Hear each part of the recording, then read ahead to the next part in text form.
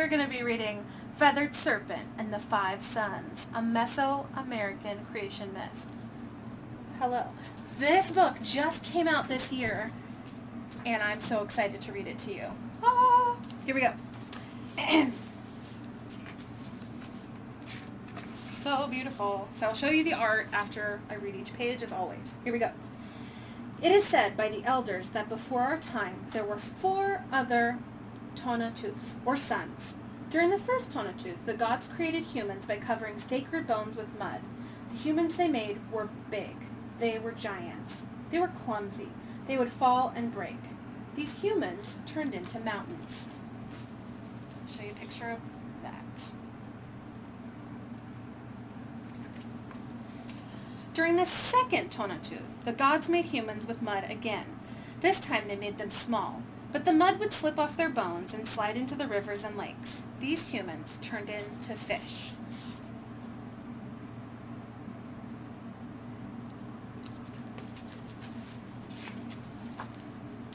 During the third Tonatiuh, the gods made humans by covering the sacred bones with corn paste instead of mud.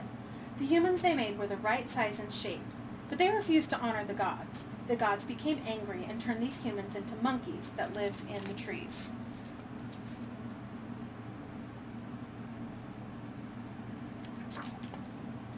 During the fourth Tonatiuh, the gods created humans with corn paste again. This time they gave the humans hearts. The humans they made were kind and honored the gods, but they were lazy. They did not want to hunt or grow food. They spent all day singing and playing. The gods turned these humans into birds.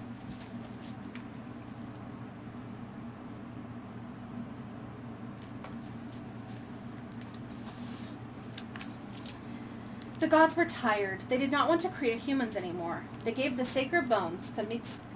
Okay, I'm going to double check my pronunciation again, you guys, because I want to do it right, and I've been practicing. Let me try it again. To Tonatiuh, the lord of the underworld, to keep. But Quetzal, feathered serpent, the god of knowledge, did not want to give up. I will travel to Mictlan, the underworld, to recover the bones. I will create one last time, he thought. He gathered his staff, his shield, his cloak, and his shell ornament for good luck and set off. So there they are giving up. There he is saying, no way, I'm not giving up.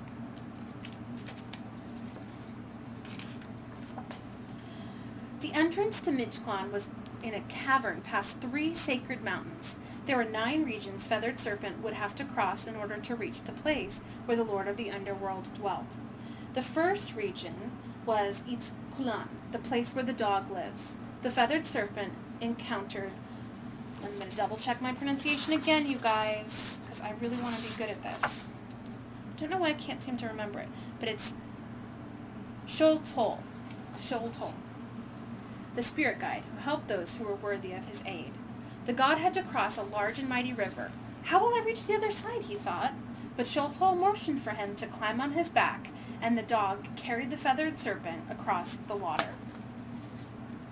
Love the art and how he makes the water there, and that adorable little dog helping him. That's so cool. The second region was Tepeneme Mictlan, where the mountains crashed into one another. How will I pass safely between them? Feathered Serpent wondered out loud. He placed his staff between 2 mountains. He held them back, and he and Quetzal passed through without harm.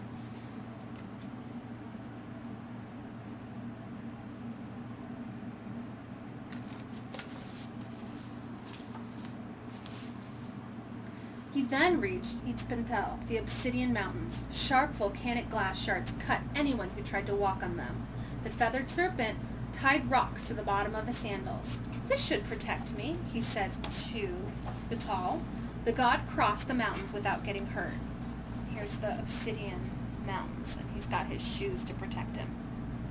Oh my gosh, look at the little dog shoes. You guys, I'm dying. This is so cute. Then came... Oh, okay, and here's another one I need to double check how to say it. Thank you for being so patient with me. Here we go.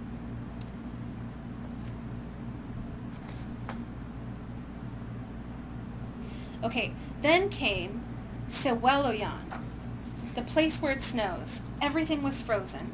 Feathered Serpent wrapped his tamale tightly around himself. The cloak was made from a special fabric. Despite the snow and ice, Feathered Serpent stayed warm and walked to the other side. He's got his cloak.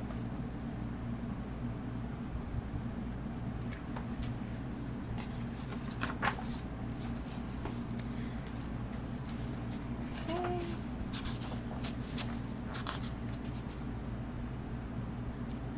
The fifth region was Penquilaloyan, a place where the wind blew so strong it swept back whoever tried to climb it. Once again, Feathered Serpent relied on his staff.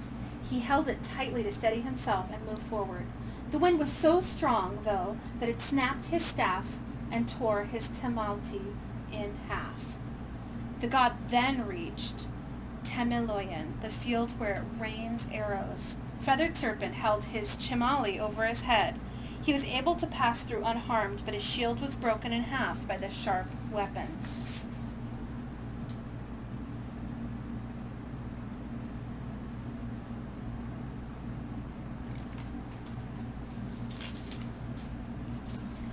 The next region was Tonatiuh, this place where ferocious jaguars lived. "We are going to eat your heart," they howled at Quetzalcoatl. "You want my heart? Here, you can have it," said the god. He dug his hand underneath his breastplate and then threw what was underneath to the jaguars. The jaguars dashed for it. When they took a mighty bite, they broke their teeth. It was not his heart the god had thrown, but his shell ornament. Ooh, he's so clever.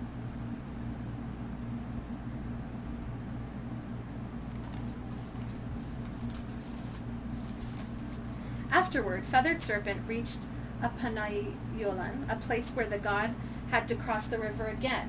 Beneath the water dwelled a large reptile. Feathered Serpent and Tonatiuh had to be careful not to disturb as they swam across. I want you guys to look really closely at that reptile underneath the water. Ooh. He's looking. They're trying so hard to swim quietly. Oh my goodness.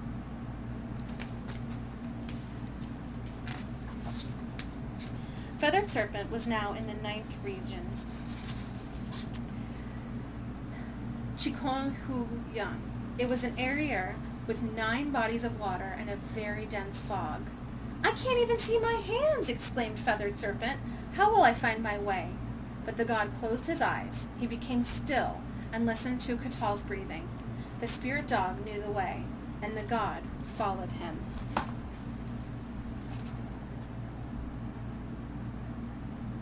Very clever. Listen for the breathing. I love it. The fog dissipated. Feathered Serpent was finally in front of the god of the underworld. "I am here to take the sacred bones. I want to bring humans to life," he said.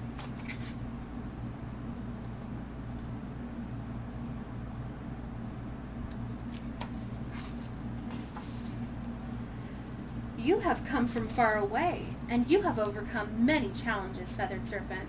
But before you take the bones, you must pass one final test," said Tonatiuh. "Take this shell and make music with it." "That's easy," thought the god. "All I have to do is blow." But when he took the shell from Tonatiuh, he realized it was a trick. The shell did not have a hole to blow through.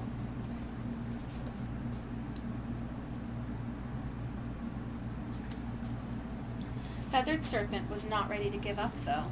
He saw some worms on the ground. He picked them up and placed them on the shell. The worms dug a hole in it. Feathered Serpent took a breath and blew. When he did, the instrument made powerful music. You see all those worms down there? Ooh.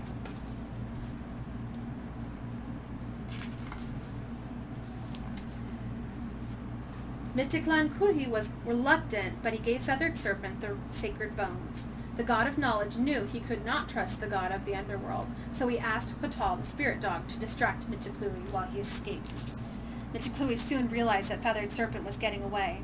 "Stop him!" he yelled to the bats in his cave. The god ran and tried to shoo the creatures away, but while he was doing so, he failed to see a large hole in front of him. Thump! The god fell in. It was the end of the feathered serpent and the sacred bones, or so thought the Lord of the Underworld.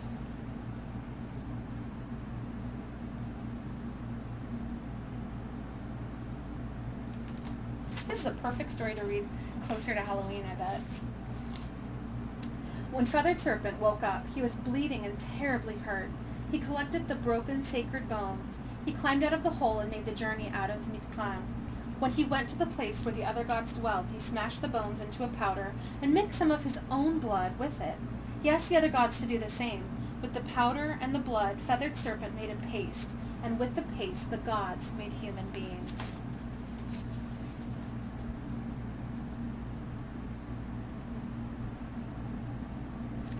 You can see them all adding.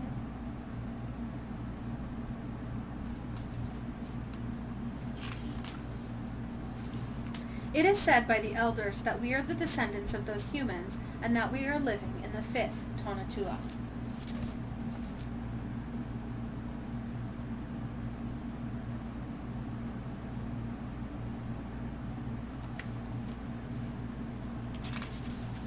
Okay, and as always, I'm going to read you the author's note, but I hope you like the story. It was so exciting! The feathered serpent is a symbol that appears prominently and often in temples, sculptures, murals, artifacts, and codices of many Mesoamerican civilizations.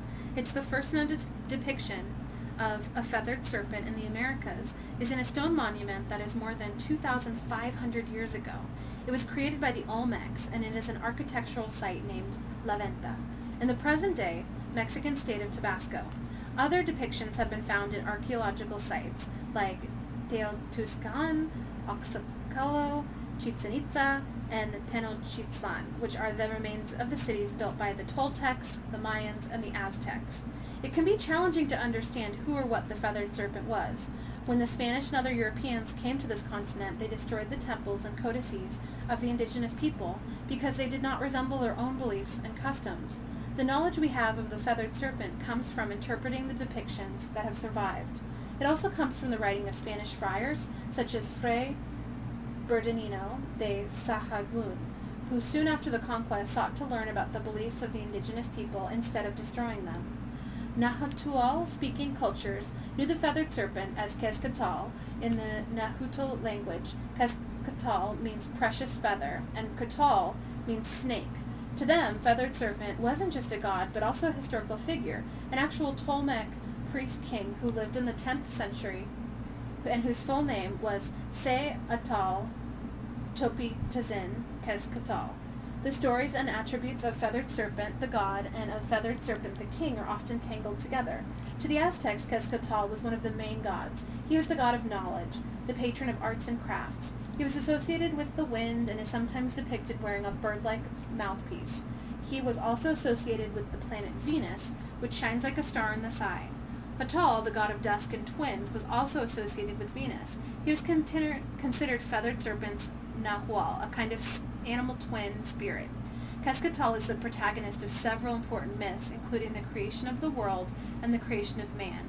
He's also credited with giving corn and maguey plant to humans. Corn was the main staple in the Mesoamerican diet, and maguey was very important for ceremonial purposes. In this book, I focus on the myth of the 5 sons. There are different versions of the story. It's mentioned in codices, and it also appears in the chronicles of indigenous people who sought to preserve some of their beliefs in writing soon after they were colonized. The version I tell is based on the Quantitilan Chronicle. The encounter between Quetzalcoatl and let me double check this pronounced, and Mictlantecutli is shown prominently in both images and writings, but not much is known of Quetzalcoatl's journey through Mictlan. The Aztecs believed that when people died, they would go to one of 4 places. Warriors who died in battle, those who were sacrificed, and women who died giving childbirth went to the house of the sun. People who drowned or died because of water went to an evergreen paradise named Tlocan, Children who died before they were born went to a place where a tree nursed them so they could be born again in the future, and all others went to Mictlan. The Aztecs believed the journey to the final region of the underworld, where the dead spirit could finally find rest, took 4 years, which is approximately the time it takes a corpse to decompose and become a skeleton. In this book, I imagined how Quetzalcoatl would have confronted the arduous journey through the regions of Mictlan. I created this version of Feathered Serpent and the Five Sons to celebrate the mythology of Mesoamerica and introduce young readers to this rich tradition. So I hope you guys enjoyed this one. It just came out this year. Woo! And I can't wait for him to come out with another book. So I'll see you guys later. Bye.